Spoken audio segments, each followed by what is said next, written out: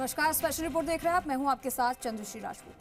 केंद्रीय गृह मंत्री अमित शाह के लोकसभा चुनाव से पहले नागरिकता संशोधन अधिनियम यानी कि सीएए लागू करने के ऐलान के बाद जिस तरह सियासी बयान आ रहे हैं, उससे आशंका बढ़ जाती है कि कहीं चुनाव से पहले इसे लागू करने से देश में फिर 5 साल पहले वाली स्थिति तो नहीं आ जाएगी। देखिए रिपोर्ट।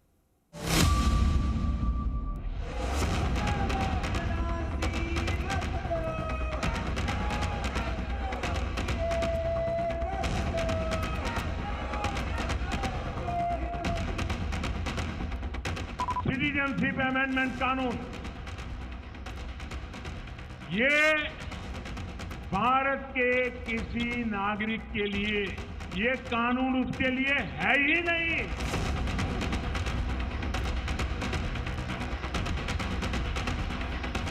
सीएए देश का कानून है, इसको कोई रोक नहीं सकता और हम सीएए को लागू कर रहे हैं। सीएए आ रहा है, कौन डरा रहा है?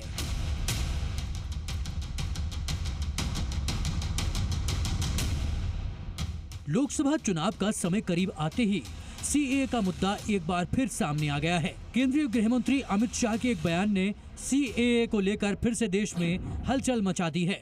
अमित शाह ने कहा है कि चुनाव से पहले ही देश में सीएए आ जाएगा। उनका पूरा बयान पहले आप सुन लीजिए। सीएए देश का कानून है, 2019 में कानून पारित हुआ था। इसका नोटिफिकेशन निश्चित रूप से होगा।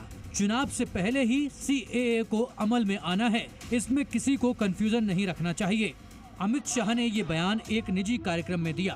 हालांकि 3 महीने पहले भी उन्होंने कोलकाता की एक रैली में सीएए लागू करने को लेकर बयान दिया था। मैं आज इस सभा में कह कर जाता हूँ, ममता दीदी, सीएए देश का कानून है, इसको कोई रोक नहीं सकता और हम सीएए को लागू कर रहेंगे।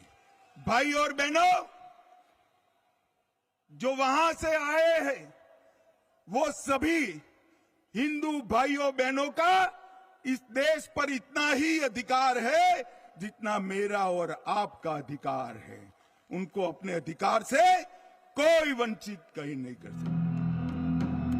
अब आपको बता दें कि जिस सीएए को लेकर पिछले कुछ दिनों या महीनों में फिर से सुगबुगाहट शुरू हो गई है, वो आखिर है क्या? सीएए 3 पड़ोसी देशों के प्रवासियों की नागरिकता से जुड़ा कानून है। ये नियम पाकिस्तान, अफगानिस्तान, बांग्लादेश के प्रवासियों के लिए है। सीएए से 3 देशों के 6 गैर मुस्लिम प्रवासियों को नागरिकता मिलेगी। गैर मुस्लिम प्रवासियों के लिए नागरिकता के नियमों में ढील दी गई। हिंदू, सिख, बौद्ध, जैन, पारसी, ईसाइयों के लिए नागरिकता का प्रावधान है। 31 दिसंबर 2014 से पहले भारत आए प्रवासियों के लिए नियम है। सीएए कानून नागरिकता कानून 1955 के आधार पर बना है। वास्तवता ये है कि सीएए देश का कानून है और ये जो सीएए का कानून बन चुका है, ये सिर्फ उन लोगों के लिए सिटीजनशिप दिया जा रहा है जो लोग माइनॉरिटी उस पार में हैं। अभी धर्मीय कारण ये लोग प्रताड़ित होकर इस देश में आ रहे हैं। इससे ये मालूम होता है कि रोटी, कपड़ा और मकान के पॉलिटिक्स में बीजेपी बहुत पीछे है और देश का जनता भाजपा का ऊपर बिगड़ा हुआ है। इसीलिए वो धर्म के नाम पे वो डिविजन करने के लिए, पोलराइज करने के लिए ये सीएए कार्ड खेल रहा है। यहाँ आपको ये भी बता दें कि आखिर सीएए से क्या होगा और ये कैसे काम करेगा। सीएए कानून पाकिस्तान, अफगानिस्तान, बांग्लादेश के अल्पसंख्यकों के लिए है।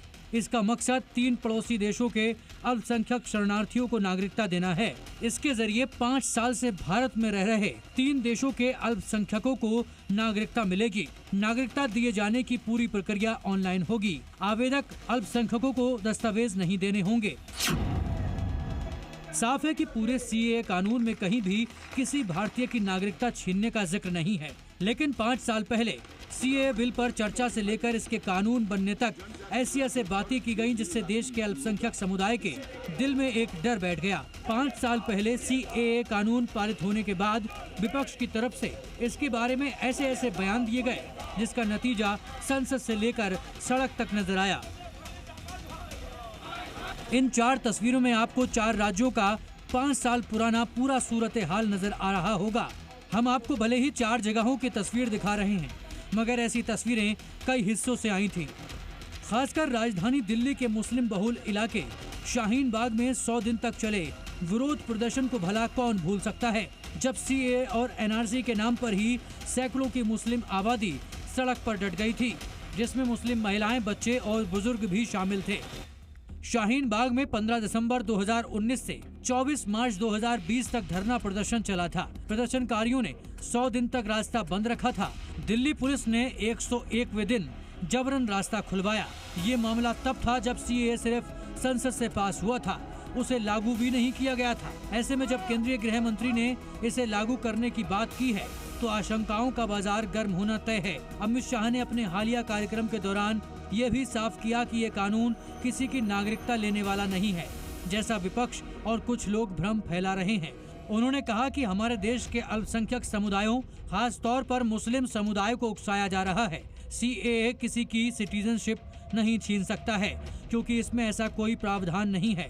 सीएए केवल उन लोगों को नागरिकता देने के लिए है जो पाकिस्तान, अफगानिस्तान और बांग्लादेश से उत्पीड़न का सामना करने के बाद भारत आए हैं। ये पहला मौका नहीं है। जब दिसंबर 2019 में सीएए को मंजूरी मिलने के बाद इसे लेकर भ्रम फैलाने वालों को केंद्र सरकार की तरफ से समझाने की कोशिश की गई है। अच्छा है, हम सब स्वागत करते हैं, अच्छा कदम है और देश के नागरिकों को इससे कोई मतलब नहीं। वो लोग हैं जो गलत ढंग से रह रहे हैं, उनको दिक्कत आएगी और बाकी तो देश के नागरिक स्वागत कर रहे हैं। बीजेपी का जो प्लान है वो प्लान एकदम क्लियर है, पोलराइजेशन करो और सत्ता में आओ। सरकार जो है वो करे, लेकिन अब वो सरकार नहीं रहेगी। ये सरकार का जाने का समय आ गया है। पीएम मोदी खुद कई बार देश को सीएए के बारे में खुलकर समझा चुके हैं।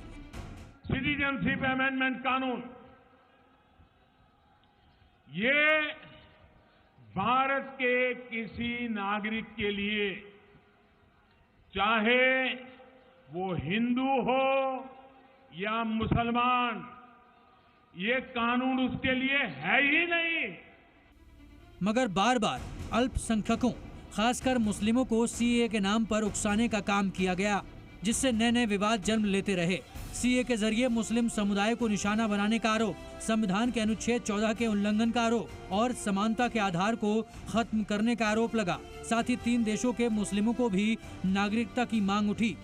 इस भ्रम और विवाद के लिए केंद्र सरकार ने बार बार विपक्ष और खासकर कांग्रेस को जिम्मेदार ठहराया। मगर अब जबकि चुनाव नजदीक हैं और तमाम राजनीतिक पार्टियां अपनी पूरी ताकत के साथ मैदान में उतरने को तैयार हैं, ऐसे में सीएए लागू करने पर गृह मंत्री अमित शाह के हालिया बयान का लोकसभा चुनाव में क्या असर होता है, ये आने वाले वक्त में ही पता चलेगा।